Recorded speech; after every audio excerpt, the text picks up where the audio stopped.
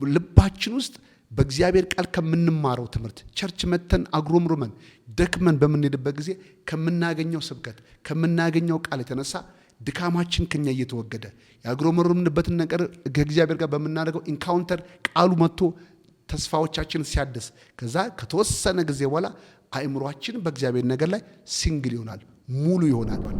ልባችሁን ወደ እግዚአብሔር እውነት አቅኑ፣ ጆሮቻችሁን ክፈቱ። የምትድኑበት መልካም ዜና መጥቶ ሰንሰለታችሁን እንድትበጥሱ የውስጥ ብርታት ይፈጥርላችኋል፣ የውስጥ አቅም ይፈጥርላችኋል። የማይሸነፍ የማይለወጥ ሁኔታ የለም። ፓስተር ሮን ነኝ ከሮን ፖድካስት። ዛሬ ስለ ጥርጥር ላስተምራችሁ በዚህ መጥቻለሁ። ጥርጥር ማለት ምን ማለት ነው? ሰዎች ወይም ደግሞ የኛ ህይወት ወይም የኛ ኑሮ በሁለት ሐሳብ ልባችን ወይም ደግሞ አእምሮአችን ሲከፈል ማለት ነው። ከእግዚአብሔር የሰማነው ነገር አለ ወይም በእግዚአብሔር ፍቃድ የተገለጠልን ነገሮች አሉ። ቀጥሎ ደግሞ በራሳችን ዕውቀት የምናቀው ደግሞ ስለ ነገሩ የምናቃቸው ዕውቀቶች አሉ። ወይም ደግሞ ከሰውም የሰማነው ሊሆን ይችላል፣ ወይም ደግሞ ከጠላት የሰማነው ሐሳብ ሊሆን ይችላል። እነዚህ ሐሳቦች እኩል መጥተው በእኛ አእምሮ ውስጥ ሚዛንን ሲያዛቡ ማለት ነው። እና ጥርጥር እግዚአብሔርን መካድ ብቻ ሳይሆን እግዚአብሔርን እናውቃለን፣ ማመን እንፈልጋለን። ነገር ግን ይሄ እግዚአብሔር በነገረን ነገር ላይ እርምጃ እንዳንወስድ ልባችን በሙሉ ልብ እንዳያርፍ ሌላ ይሄንን ሐሳብ ውሸት የሚያደርግብን ሊሰራ እንደማይችል የሚያደርግብን ሌሎች ሐሳቦች ደግሞ በእኛ አእምሮ ውስጥ እኩል ሲሆኑ ኒውትራል እንሆናለን። ወደዚህም አንሄድም፣ ወደዛም አንሄድም። ስለዚህ በሁለት ማይንድ ወይም በሁለት ሐሳብ ተከፍለን የምንቀመጠውና የምንኖረው ኑሮ ምን ይባላል ማለት ነው? ጥርጥር ይባላል። ስለዚህ ይህንን ጥርጥር ለማስወገድ የመጀመሪያው ነገር ማድረግ የሚገባን ስለ እግዚአብሔር እውነት በተለያየ አይነት መረጃ በተለያየ አይነት ብርሃን ስለዛ ነገር መስማት፣ ስለዛ ነገር ድጋሚ መገለጦችን መሰብሰብ በምንችልበት ጊዜ ከተላላስፈላጊ ከሆኑ አሻሚ ሐሳቦች በተለያየ በእግዚአብሔር ዕውቀት ከዛ ሐሳብ እየራቀን ሙሉ በሙሉ ልባችን በእግዚአብሔር ላይ ማረፍና መቆም ሲጀምር ማለት ነው። አብርሃም እግዚአብሔር ገናና አደርግሃለሁ ከእንደገናም ደግሞ ታላቅ ሕዝብ አደርግሃለሁ ልጅህንም ባንተ በኩል በቀሰጣለሁ ባርካለሁ ብሎ እግዚአብሔር ቃል ገባለት። የመጀመሪያውን ቃል ይዞ በወጣ ጊዜ አብርሃም በሰዎች ተፈትኗል፣ በራሱ እድሜ ተፈትኗል፣ በሚስቱ ተፈትኗል።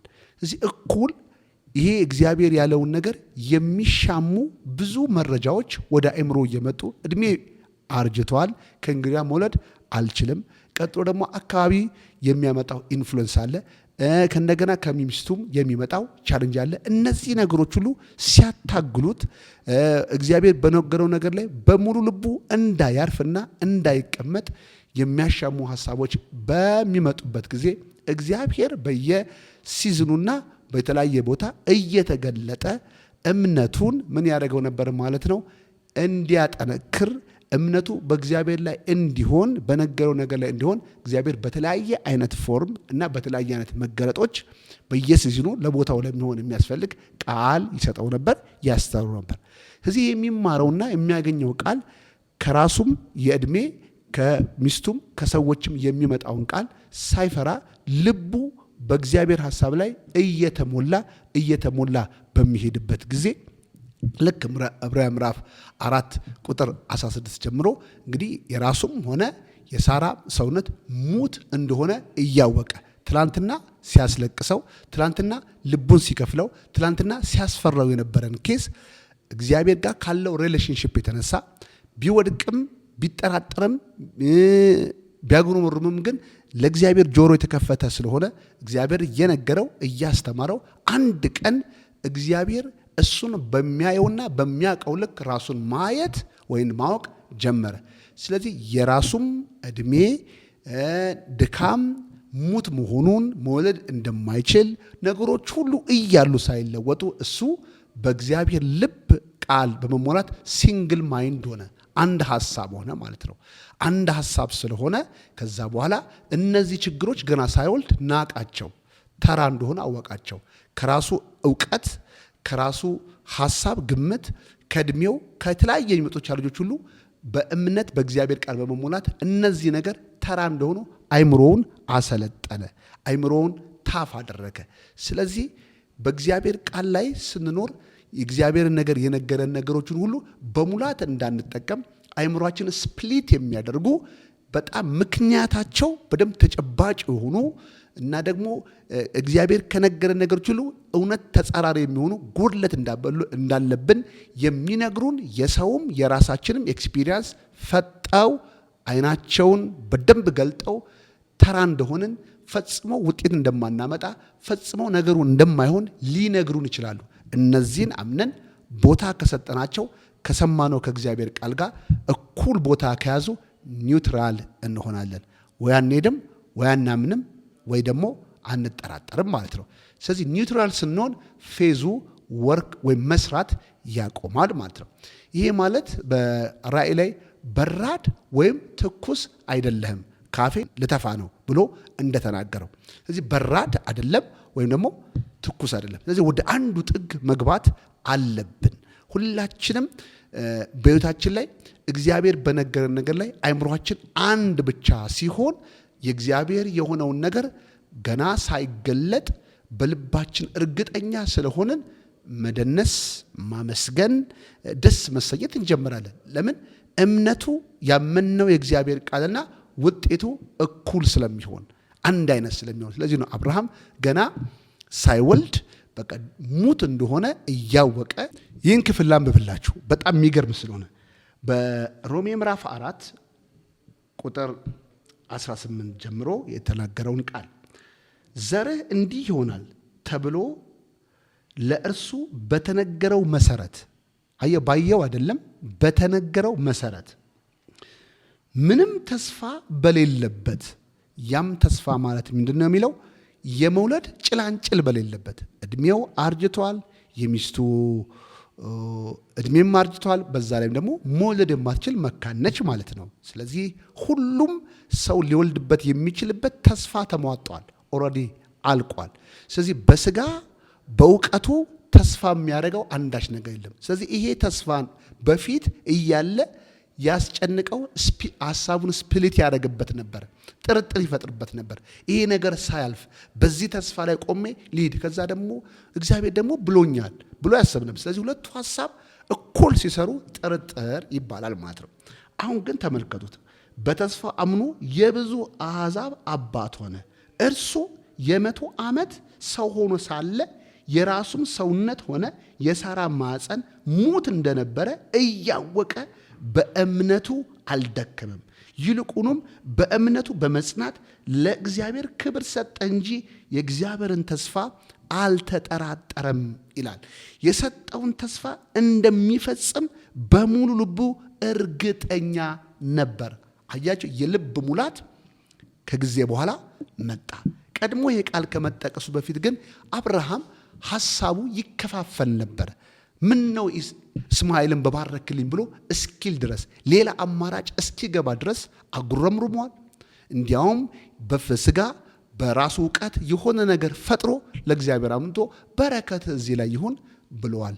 ስለዚህ ግን ምንድን ነው በየሰዓቱ በየጊዜው እግዚአብሔር መጥቶ እምነቱን ቢውልድ ያደርግለት ነበር፣ ቃሉን ይሰጠው ነበር። ስለዚህ ከደከመበት ከተጠራጠረበት እየወጣ ነገር ግን እንዲያጉረመርም የሚያደርጉትን እንዲፈራ የሚያደርጉትን ነገሮች ሁሉ ከእግዚአብሔር እውነት ጋር ጊዜ ከመውሰዱ ከቃሉ ሙላት የተነሳ አይምሮ አንድ ሲሆን ሲንግል ሲሆን ከዛ እያወቀ ያ ችግር ሁሉ እያለ ምናለ በእምነቱ አልደከመም።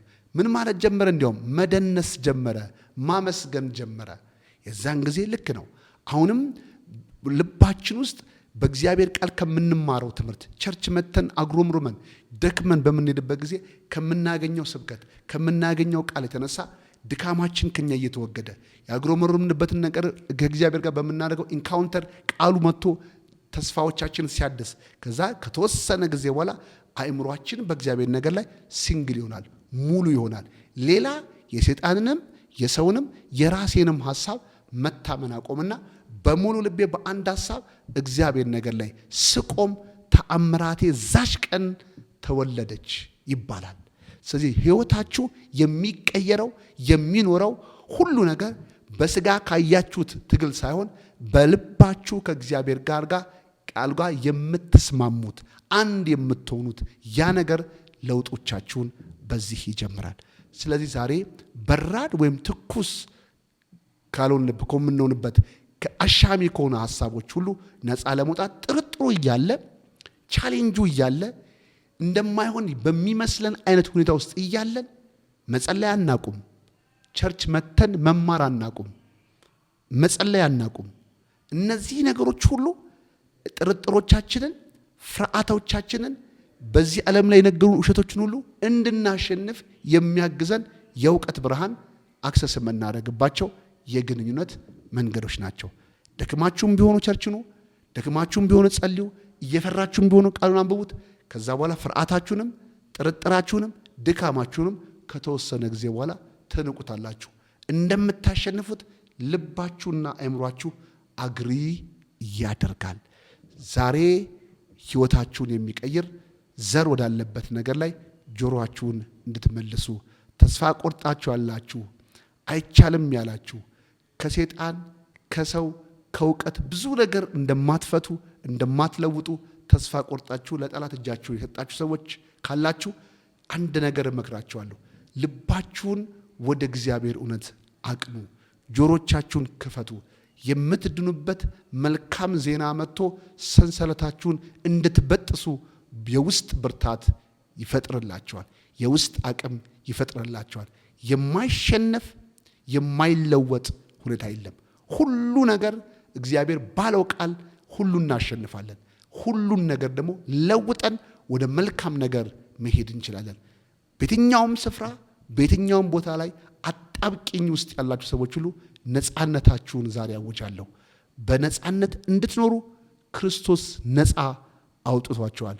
ፍሪደማችሁን ዛሬ በልቦናችሁ ተመልከቱት። ከዛም በኋላ ወደሚገርም ለውጥ ዛሬ መራመድ ትጀምራላችሁ።